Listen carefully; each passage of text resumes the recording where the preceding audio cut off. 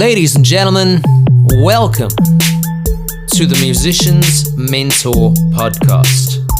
I'm your host, Travis Mark, and today I thought we'd put out a bit of a bonus special feature type episode, which is not part of our usual programming, but mostly because I've got the platform and I wanted to talk with my brother from another mother, monster musician, fellow Deep Sleep Atlantic bandmate, Daniel Perez. Daniel is an incredible drummer, great multi-instrumentalist / producer based here in the city. He's originally from Bogata, Colombia, and we've traveled some very similar roads, which I thought would be nice for us to talk about. In addition, last week, our band, Deep Sleep Atlantic, released our debut album, Prelude. And I thought it would just be cool if we had a bit of a conversation and documented the process. So without further ado, ladies and gentlemen, the one, the only, Daniel Perez. Daniel, how's it going, buddy?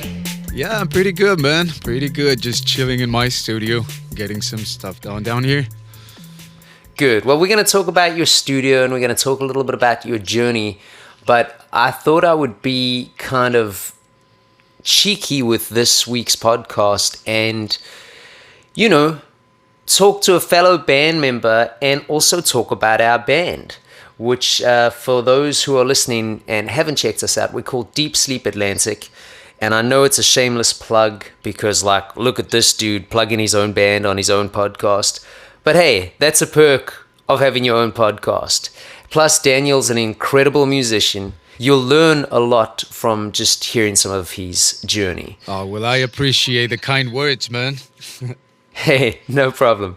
What we're going to do is we're going to start the podcast the same way I start every single podcast. And that is, I'm going to ask you to do a brief introduction as to who Daniel Perez is. Tell us a little bit about where you've come from, a few things you've done, what you're currently up to, and we'll branch off from there. Sure thing. That sounds good to me. So, yeah, as you just said, I'm Daniel Perez. I am originally from Bogota, Colombia, but I've been, traveling around the world, just doing my stuff, just playing music and doing a little bit of other stuff. But mostly, just immersing myself into music and playing my instrument, which is the drums. That's my main instrument. And music production, man. Just, that's kind of my deal. That's what I enjoy doing the most. Cool. So a little bit of a backstory here for those who are listening. Daniel and I met about 3 years ago. I had just moved to Louisiana. He was already living here. And we were both working at a beautiful studio called Esplanade Studios. It's like the best studio in Louisiana. You should totally go check it out. Our buddy Misha runs that place. And Daniel was assisting and I was assisting. And we just hit it off. But the thing that always impressed me, and I've said this to you before, was your work ethic. Now, I know that this sounds weird and it's like people maybe feel like I make a bigger deal out of it than maybe we should, but I've always valued work ethic. Maybe it was something to do with my upbringing, maybe it was just something to do with my mindset, I don't know. I've been a self-employed musician now for 25 years. Yeah, I think both of us, Yeah, and I hate to kind of go straight into this off the bat, but it's like I really feel that it's like a blessing that people are quick to go, wow, you're so lucky, man. You're a self-employed musician or whatever, because only 1% of the world make a living as musicians. So when you consider that guys like us are making a living as musicians, it kind of blows my mind. But what I want to say about that is I personally think that work ethic has played a huge part in my journey. So what do you think it's done for yours? Oh, man. Having a good work ethic is I would say it's maybe like, 65 or 70% of what being a musician is, and a music producer and an engineer. It's yeah, sure thing. You can be as skilled as you want, um, but I know that I am not like a outstanding super killer musician or instrumentalist, but my good work ethic and my professionalism actually, that involves being on time for a session, getting to the studio ready with your homework done, uh, be nice, be helpful, always be supportive and like willing to work and give your 100% to everything. I think that most of the people appreciate that more than a killer fucking drummer, you know? So I've been really focusing on that. I've been really focusing on exploring, all that, all my professionalism. I've always been a very kind of dedicated person and organized person. Um, but yeah, man, I've tried always to like explode that to the limits. Just like get really out there and give my 100% every day, all the time. And yeah, I think that's it, man. It's a really really high percentage of what make of what of who I am today. It's like that's it. Yeah, and dude, it's a great attribute to have. I found it like it attracts personalities like mine. And I know I'm stereotyping because obviously everybody's different, but like, dude, I knew within 30 minutes of meeting you, I was like, this is my people, man. Like it's just I can't thank you enough just for the amount of work you've done within our project. It's been a real pleasure, man. It's having this type of project and working out with friends and working out with dedicated and emotional and passionate people is it's not it's not work. It's fun. And I know it is work, and work is supposed to be fun. So it is a win-win, you know? Yeah, what's the saying? If you do something you love, you don't work a day in your life, right? Exactly. Yeah. That is how I feel exactly. Now, I want to backtrack a little because the one thing I do want to attest to is Daniel is super humble. And he made a comment about, I'm not the greatest drummer, this and that, this and that.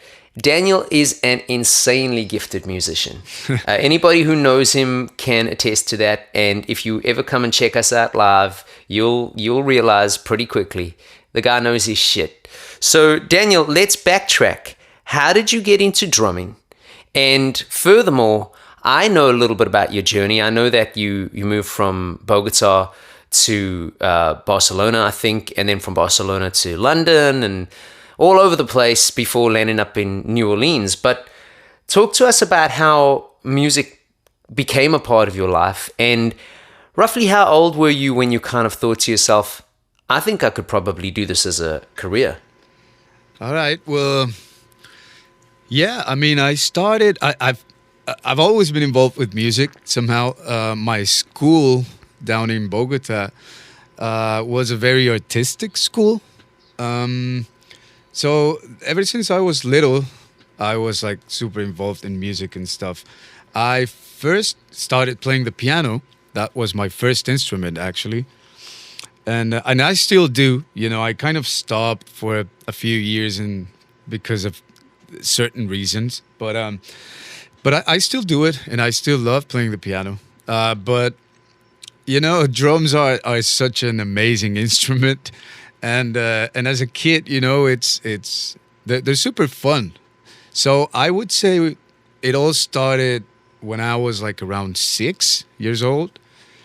I guess I started doing what every other drummer in the world did, and it's just like pillows, cushions, pants, and just like start practicing at home because obviously you were not allowed to have a big drum kit at home. It was too loud, too bulky, and so that's how I started. And then at the age of maybe 12, 13, maybe, I think my parents really kind of realized that I was being serious about it. And they've always been super supportive about my music and my interests. So big shout to my parents. Yeah, shout out to Daniel's parents. Yeah, Whoop, they're whoop. pretty badass, killer musicians as well, man. My dad is a cello and a guitar player. My mom is an amazing piano player too. But that's not what they did. They do for a living. They're actually doctors.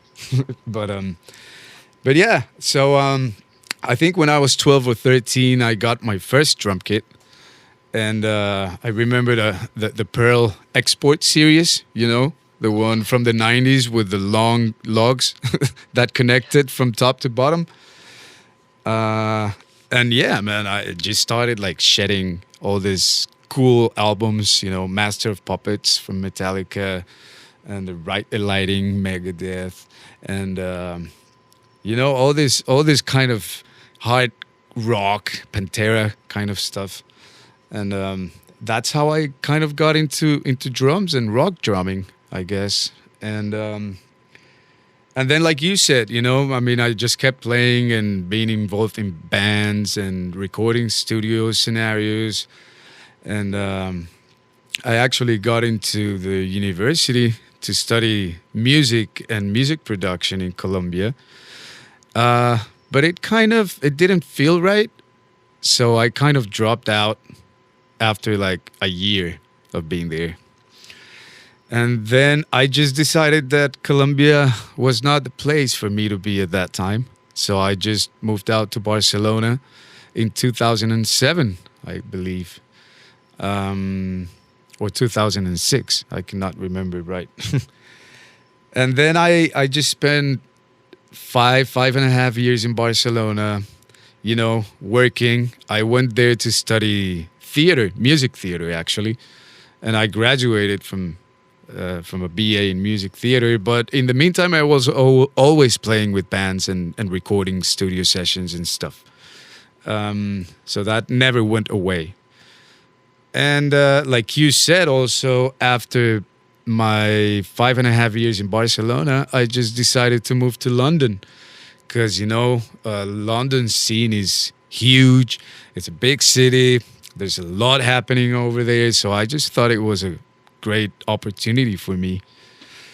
So I just went there and, just the same thing. You know how the drill is. You keep on playing with bands, shedding your stuff, trying to make some contacts here and there in studio and producers and etc. And yeah, after a few years in London, living out of music and music theater as well, some other, family stuff brought me down to New Orleans, and I've been, living the full-time musician dream down here in New Orleans for the last 7 years. Yeah, now, I mean, there's so many things I could segue from here. So let's try and do this in a way that I can maybe cover them all. One, for those listening, especially those that may be interested in the band, it's the funniest thing because I've brought this up with Daniel before, so I probably sound like a broken record to him, but I lived in London for 16, 17 years, and Daniel lived there for how many years, Daniel? It was between 4 and 5, I guess. Okay, so still a fair amount of time. And the interesting thing is we know so many of the same people and seemed to run in so many of the same circles, yet we never bumped into each other. This really blows my mind. Especially on the first time I met you, you mentioned Gabor and that he was one of your instructors for a while. And I was Gabor, like, I know Gabor. Yeah, man. Killer drummer. Oh, he's a sweetheart fantastic of drummer. A person, man. I can consider Gabor, my teacher, my mentor in a way, but also a good friend. He was always he was always amazing, and that guy taught me so much, and I'm so grateful to him, man. Yeah, and you know, not to go back and revert to earlier in the conversation, but another guy with work ethic that oozes out of him. There's a reason why that guy is so successful. I mean, he does not stop. No, You no. know? So, anyway, family. You have an awesome little family, and something that I like to talk about on this podcast that, again, a lot of people don't really talk about on a lot of the musician podcasts. But let's talk a little bit about family work balance.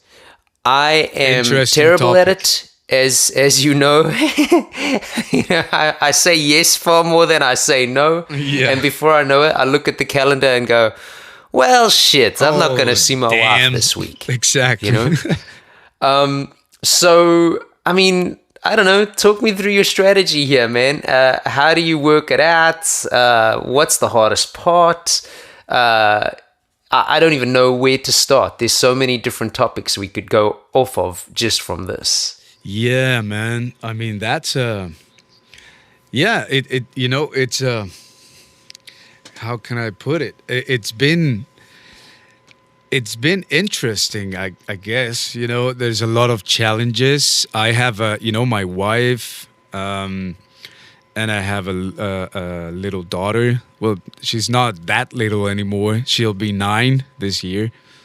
But I'm gonna go, back to London. As soon as my daughter was born.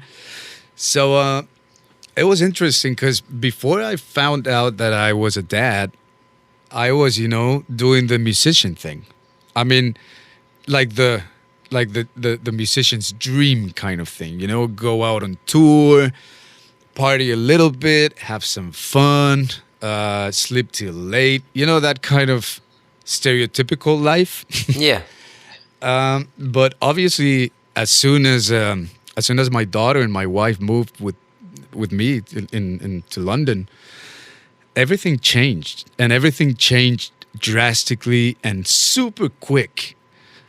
So I couldn't find the balance back then. I'm sorry. I just had to stop touring. I had to stop taking super late gigs, like 4 or 5 times a week. So it was really interesting, and it was really tough. And my wife was not allowed to work in the UK back then. So I was the only breadwinner of the family. So I basically had to stop all these things and start doing other jobs, just like more regular kind of jobs. But that didn't last long because I kind of found the balance real quick. I think the passion is one of the best drivers you can have. And I've always been so passionate and so decisive and so ambitious about my career and my dreams. So I started. I think I worked in retail or something like that in a restaurant for maybe 2 or 3 months, and right after that I was like, you know what? Fuck this. This is not for me. I'm gonna find a different angle. And so I did. And so that's kind of a story back then, just to give a brief intro to what the balance is. Yeah. Now, as of now, it's challenging sometimes, especially because my wife is a filmmaker, and she travels quite a bit too. So it's just a matter of really being there for each other. Whenever she's busy doing her stuff, I kind of take the lead on the family thing. And when I need to go out, or I'm super busy dealing with other stuff, she takes the lead. So that's been like a super important aspect of finding that family balance with our careers and professions. it's it shows partnership, which again, it's so important in relationships. And I'm not even talking just about husband, wife, partner kind of relationships, anything. I mean, think of bands. I mean, you've been in bands your whole life, as have I.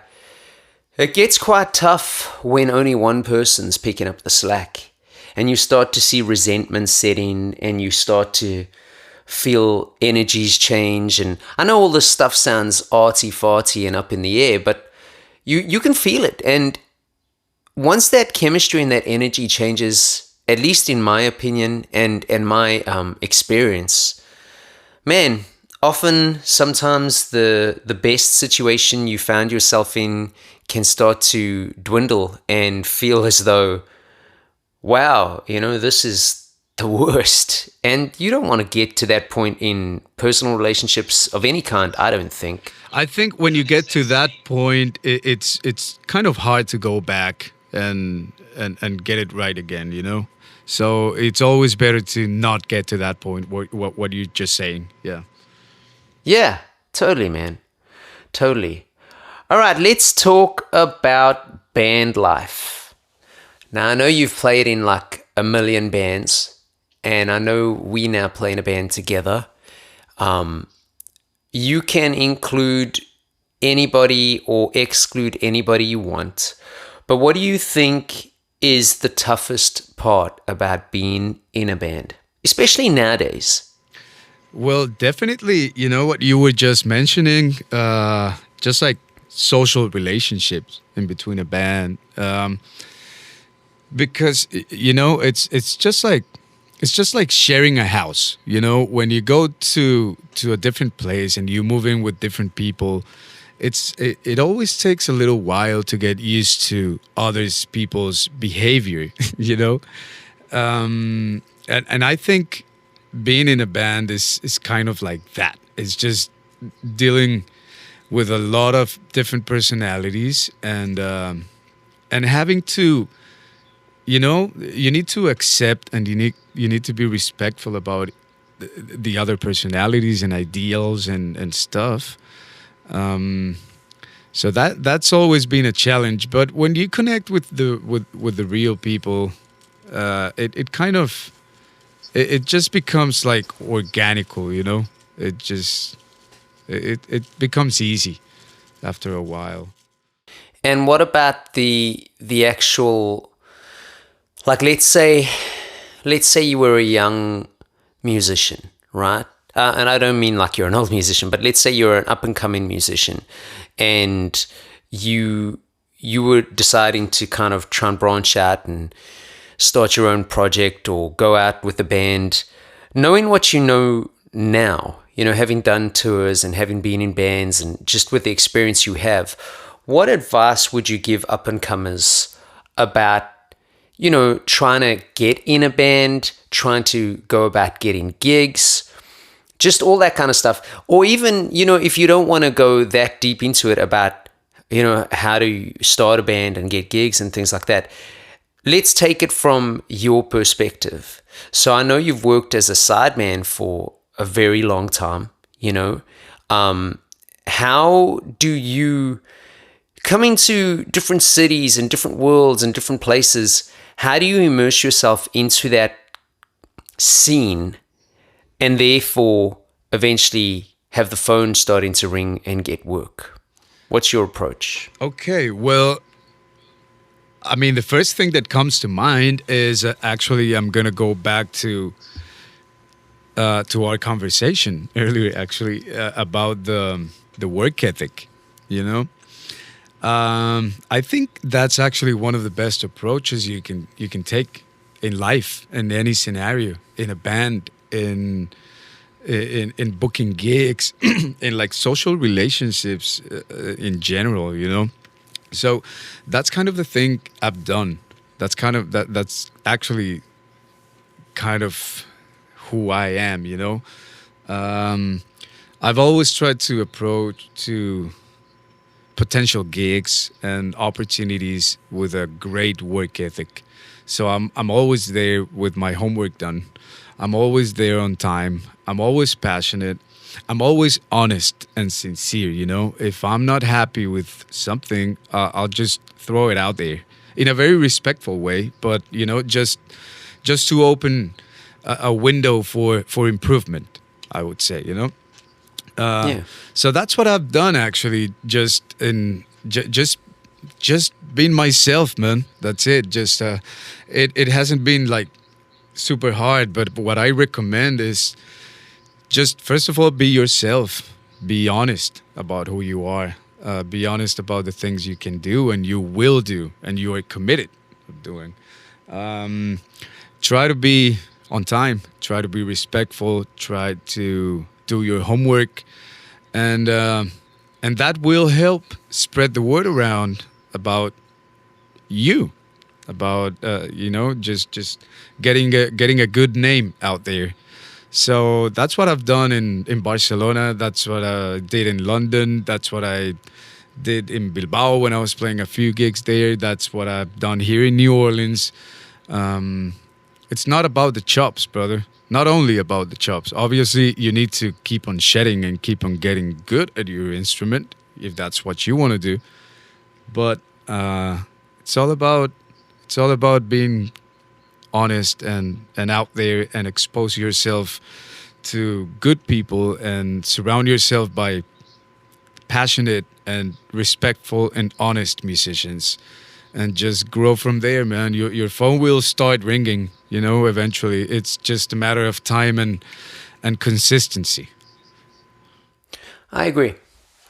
And I know that some people do struggle to put themselves out there, and some people, depending on the mindset, they become so comfortable, communicating through a screen that sometimes going to like a jam evening and trying to talk to somebody and stuff can be quite daunting. Yeah. But just, believe in yourself a little bit. And I'm not saying so much so that you become like an arrogant bastard, but believe in yourself a little bit. And if that's what your dream is and that's what you're trying to achieve, just go out there and at least try it. It's better to, at least in my opinion, it's better to try and, even fail after trying than not try at all and land up on your deathbed one day and regret the fact that you didn't try.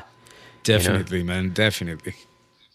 And the one thing that I will say about music is, or doing music as a career is, it's one of those sort of jobs, and I'm sure that maybe everybody's job's the same, but I've never worked another job, so I can't relate, shall I say. But it's one of those things that it's like, when it's good, it's great. And like the phone doesn't stop ringing and you've got more gigs than you can handle and you got money coming in and this person wants to know about you and that person wants to know about you. And when you're doing well, it seems like everybody cares. And the moment you're not doing so well, it seems like nobody cares. But you've just got to remember, and this is just me spitting out some personal, I don't want to use the word advice, that seems arrogant, but just some personal, let's call it a truth bomb. Yeah, experience, that's a good one. Like, I just think that, like, you've got to try these things, because even when you think that people aren't watching, somebody's always watching. And what always makes me laugh is I've been in quite a few bands, and some of those bands have been fairly successful, which I'm super grateful for. I'll never take the experiences and the opportunities for granted. But sometimes, unfortunately, some of those bands or some of the members in some of those bands over the years, not all those relationships have always ended well. Now, touch wood, some of the bands that I've been in have had things go down in a negative light because of other people, sometimes because of you, sometimes because of the situation. But I will say this, every band that has ever been my own band, even from as early as 15, 16, I'm still friends in some shape or form with every person that was ever in a band that was led by me. And I really pride myself on that. And because it's like, you might not find that you have like a lot of time with family and friends and socially, your love life and your relationships do take a beating. But I will say the positive side of that from my side again is I've got like people that aren't blood that are so close that they are closer than like certain family members to me. And that blows my mind. The fact that you can bond with some of these people just because of being in a band, it's like freaking awesome, man. Yeah, it's cool, man. And I have to say that on my end, it has been pretty much the same as your experience, man. I mean, everybody, every single musician I've been involved with in the last, damn, I don't know, 20, 25 years, it's still my friend. I cannot say that, it's not that I talk to them every day or anything like that, but, I've never ended up a project or a band like in a super bad way.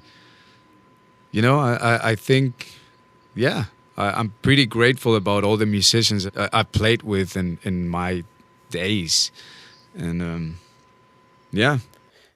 Yeah, dude. Now, look, I unfortunately can't say that I never have. There's definitely been a situation or two where I was playing with other people and things didn't always end well. I always tried to diffuse certain situations, and obviously you never wanted to get to that point. But, you're dealing with typically 3, 4, 5 different personalities. And something I've realized along the way is all you can do is exactly what you said earlier. You can be yourself and try your best. And, you can please some of the people some of the time, but you can't please all of the people all of the time. I think we were talking about that this past week. It's like, I never maliciously ever try and go out there and hurt or offend anybody. That's just not who I am. But unfortunately, sometimes you don't know where other people's heads are at. And the one thing that I will say is, there are, not to bring mental health into this, but there are a lot of insecurities among musicians, even if that doesn't appear that way. Sometimes musicians can be very sensitive. Not to say other people can't, but musicians can be very sensitive. Yeah, we're very critique about our stuff, and we take it very personal. Yeah, completely. And I'm not saying it's a bad thing either. It's just I just think when we go back to the whole working and staying busy and trying to kind of get out there kind of thing, you've got to be open to everything. You can't get offended by everything. You might play something and somebody might go, "Hey, dude." Okay, well, prime example, we were at rehearsal this past week and you did a fill in the one song that's not actually on the record. Yeah, and I was like, "Dude, you got to keep that fill in." Okay, so that was maybe more of a positive, but how many times have you found yourself in positions where it's, "Hey, don't do that." And you can't take that badly, especially if somebody's paying you and they booking you. Put your pride aside. You're living your dream, Man, I actually have a little anecdote about this, and I remember it was like maybe 4 years ago. I guessing. I was playing with this guy. He's like a great blues player. He's like the real deal. This guy called Ron Hacker, and he's like I think he's like 75 years old now or something like that.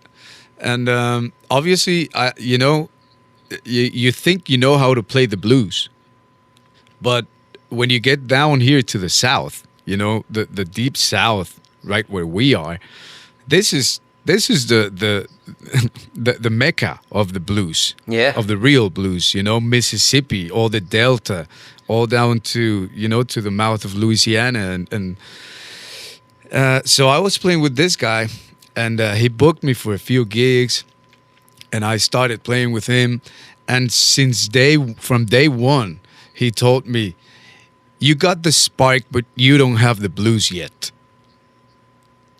And I was like, "Oh man, that hurts." Yeah. It was like, oh shit! I thought I was delivering, because I was trying hard. It was a cool gig. He was the real deal. I was playing with Ron Hacker, who's a killer blues slide guitar player, man, and he plays all this like killer Delta blues guitar riffs, and I have always loved the Delta blues. Just the guitar, the slide, and the vocals. That is pure love for me. So Yeah. so yeah, he actually taught me how to play the blues. I'm not saying that I'm the greatest blues player there is now, not even close, but I kind of understood how to approach the blues after Yeah. Ron Hacker, brought me down or tore me down to pieces. And but it was always that, it hurt, and it was like, damn, I feel bad right now, but I feel bad, but I'm willing to learn, and I'm open-minded to grab that information and store it and process it and develop something good. And the last gig I played with Ron, he just turned around and he was like, "Kid, you got it. You finally got it." So, that's cool. So man. it was very hurtful, but very enjoyable, and it was a beautiful thing. And that's what music is supposed to be. Music is supposed to be a beautiful thing. I agree. And it's cool because it shows growth as well. I mean, you could have taken that in a negative light and gone, "Well, fuck you, dude, and I'm colorblind. I don't need to see blues," and just go and played something else. I know how to play the blues. You took it on. Yeah, you took it on, you learned from it, experienced something new, and now you've got something within you that might work for the next guy. Yeah, you're right. Yeah. All right, so let's change direction a little bit. You and I play in Deep Sleep Atlantic. Now, we have been rehearsing for a little while, working on material, etc., etc., etc. But by the time this podcast comes out, we would have actually officially only been around for 3 or maybe 3.5 months. Yeah, right? 3-4 months. I would say top. Yeah. So we are only a two-piece, which can be challenging, because we play to some pre-recorded backtracks. Like our bass player is completely digital. Mm-hmm. It's a one. He doesn't talk much. Zeros, he doesn't brother. have. Yeah, he doesn't have much personality. He does have a pretty face, though. Yeah, an interface. Good one.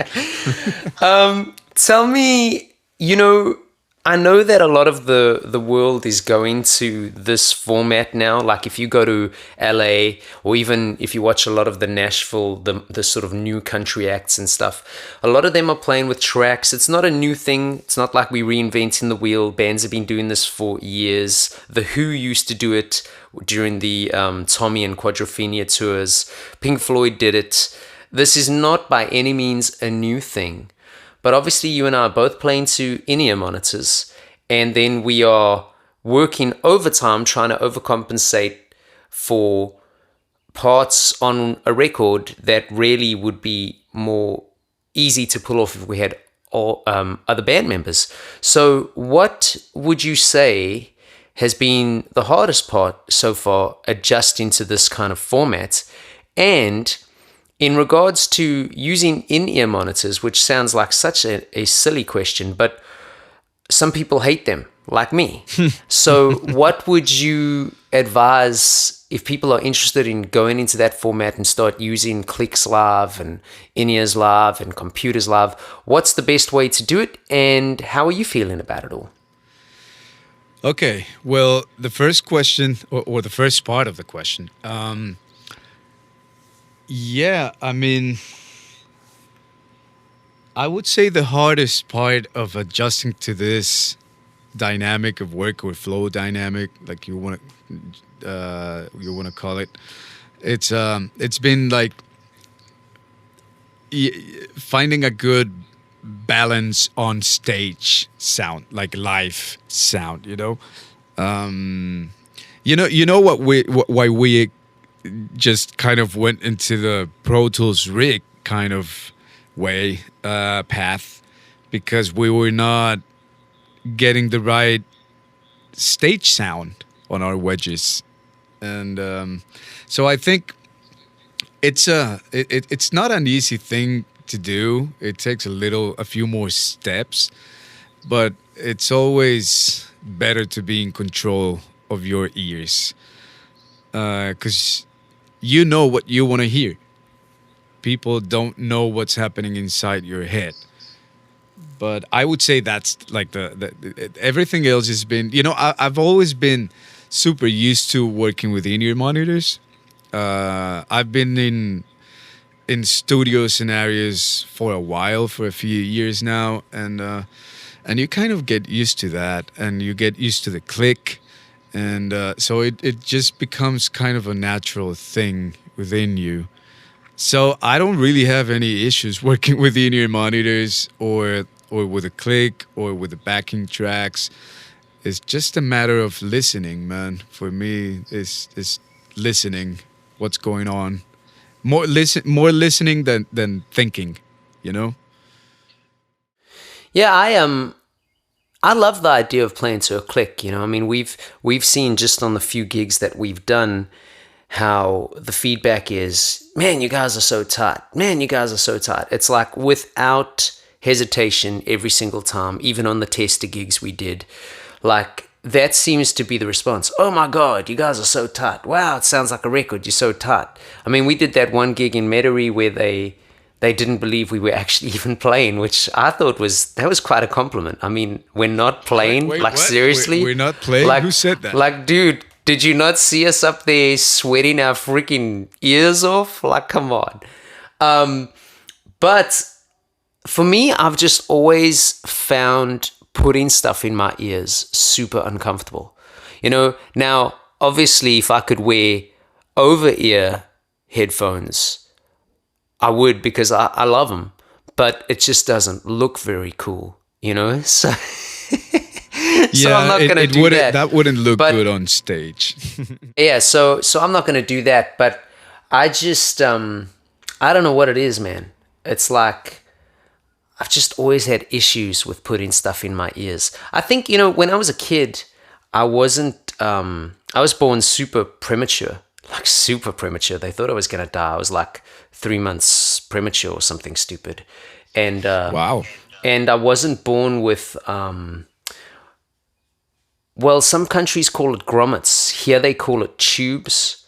I don't exactly know what they are, but so the inside of my ears are it's not visible to the naked eye, but the actual insides of my ear canals are like scarred to shit.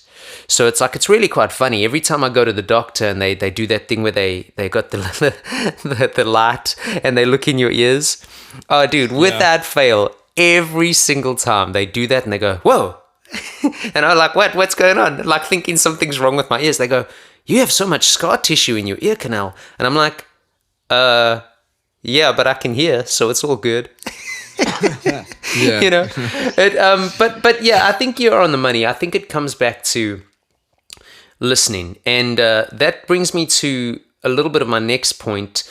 I had somebody say to me recently, and it's not the first time, that they feel that drummers actually listen to the band on a whole far more than other instrumentalists.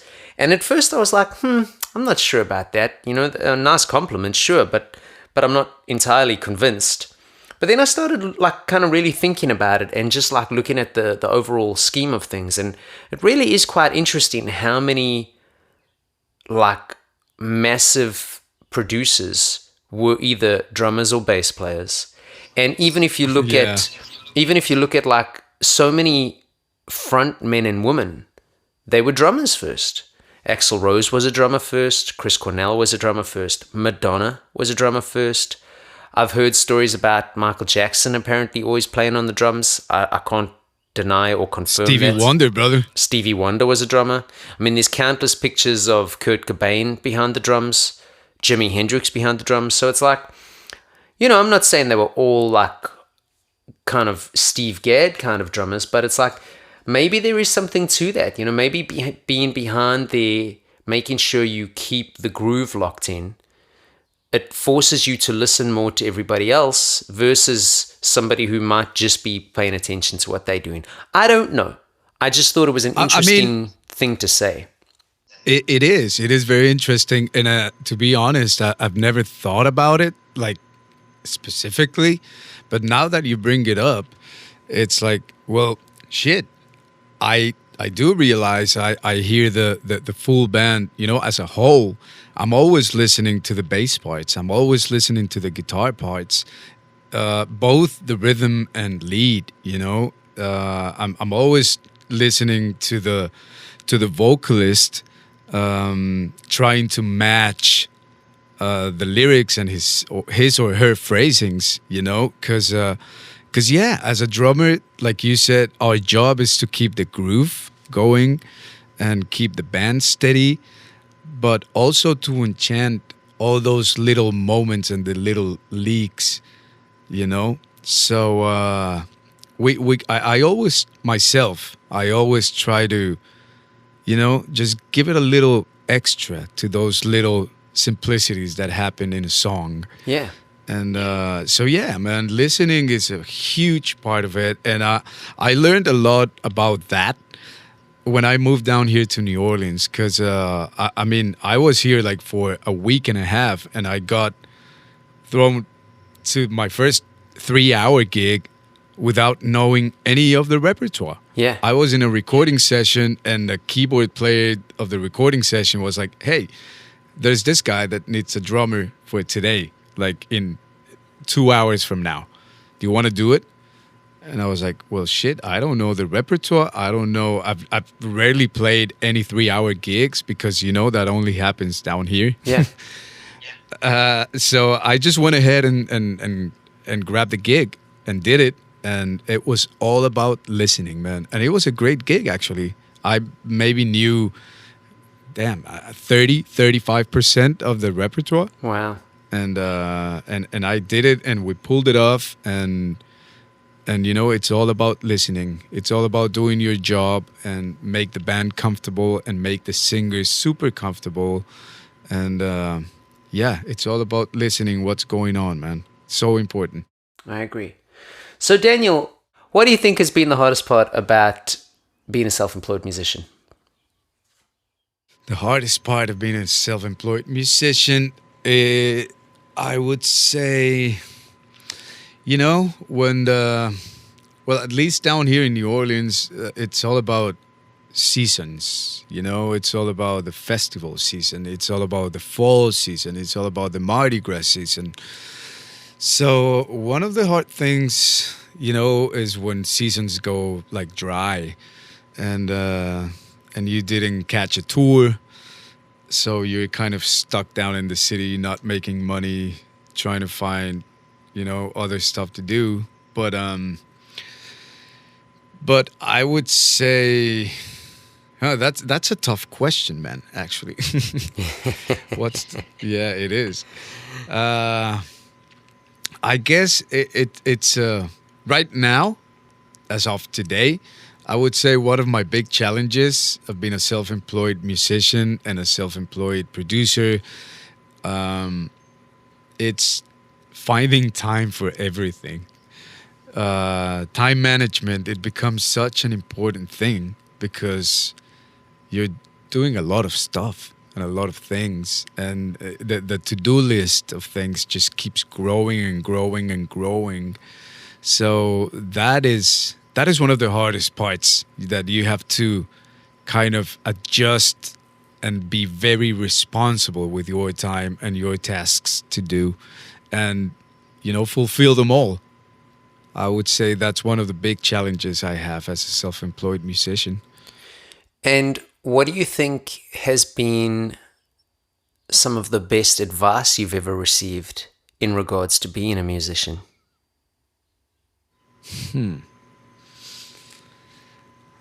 I would say, and we go back to the beginning of the chat actually, just like be be yourself. Always be honest to yourself, and always be on time, and always do your homework, and be reliable. That's it. Just be a reliable person that people can trust, and that's part of being a human being, and that's part of being a drummer. You know, you gotta be there for the band. You gotta be there for the song. You gotta be there for the groove, and but you gotta be there for yourself. Too. So just be honest to yourself and make yourself available and reliable all the time. Yeah, totally, man. I think it's just a matter of, again, I hate to keep going back to it, but just a matter of balance, you know? Yeah, balance is my word, brother. It's the word I try to keep present every single minute of my life. Yeah. It's all about balance. That's the right thing. All right. I've only got a couple more things left. So tell us a little bit about the drum room. That's your studio. Just for those who don't know, Daniel has a studio called the Drum Room. Tell us about the Drum Room. Yeah, I mean, it is. The name, it's a funny thing. That's kind of a name that it was just like recently born. Yeah, it basically it is a very like humble little space, but it has a lot of love into it, and a lot of good gear too. I've been investing some time and research and money, and getting some good microphones, and I've been accumulating some cool gear over the years, some cool drums and some cool snares and my cymbals and all the electronic stuff too. So the drum room actually started as like a lot of things, in modern times. It was born right during the pandemic, because obviously gigs were canceled. And I was, before the pandemic, I was playing like maybe 7 gigs a week, 6, 7 gigs, maybe 8 gigs a week, maybe 9. So from night till day, it just like everything vanished. There was no gigs, all the venues were closed, everything was shut down. And so I had this little rehearsal space. It was not even like set for a recording environment. And I just decided, I have a bunch of time in my hands. I'm gonna finally, like, after years of working in other people's studios as an assistant or just like running a sporadic sessions here and there, I just thought to myself, and I was like, listen, man, I think you got the time and and the ambition to do it. So why not doing it? So I just basically kind of started working on the room. Just got some, you know, noise insulation stuff and build up some panels and started from scratch, just like turning this ugly looking rehearsal space into what I feel is second home now, you know? And yeah, that's basically what it is. It is a room for drums because that's how it started, but it's developed. It's been evolving a bunch. I've recorded full albums here now. I keep doing overdub sessions, and still do my remote drum sessions from here. And so it's like second home. I spend here a bunch of hours of my days, and it feels good, man. It's the vibe and the energy is just right in the drum room. Yeah, it's a great room. And, as humble as it sounds, it's a great sounding room. It's just a It cool is. It vibe, is. Yeah. and I mean, you and I have been rehearsing there now for quite a while, which I appreciate. Thanks for always allowing us to do that. We've also started tracking a few things there for Deep Steep Atlantic, etc., etc., etc. That stuff's not yet to come out. It will eventually. But that leads me to really one of my last questions. We've just had this album drop, our first album, Prelude. Obviously, we've released a couple singles. Singles have done pretty well, thankfully.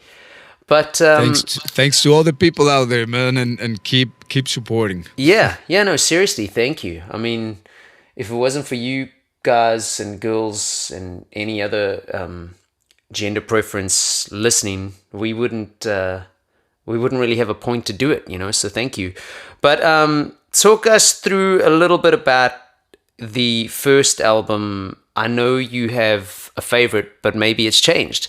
So what's your go-to? Not that many artists listen to their own albums, but if you were going to listen to our album, what would the go-to song be for you? Oh well, there's a couple or a few that I really enjoy, both listening and playing. I would say my favorite one is probably always gonna be "Bottom of the Sea." I really like that song, man. I remember the first time you sent me like the sketch of it, or like I really like that song. It was a super cool song to listen, and it was, and as soon as I started playing it was so much fun. It had so many cool things and little elements, and yeah, that's always been a super fun song. Bipolar Tendencies is super fun to play, man. It's like a little bit more out there, and yeah, I mean, I would say those two, and Love the Way. That's the other one. It brings some different elements to it, so it gives a little bit more like space and opportunity to try new things, and so those three. But I guess every song has something that really drags me into them. It's like Bones is killer too, and it's super fun to play. Just rock it out there, smash some damn drums out. Yeah. So, I'm gonna say my top one song of the album. It's "Bottom of the Sea." Well, we might have to consider making that a single, I tell you. Because, Well, maybe. I mean, it's not only me. My wife also loves that song, and it's her favorite one too. cool. Hey, well, I knew this producer back in the day, very, very good award-winning producer.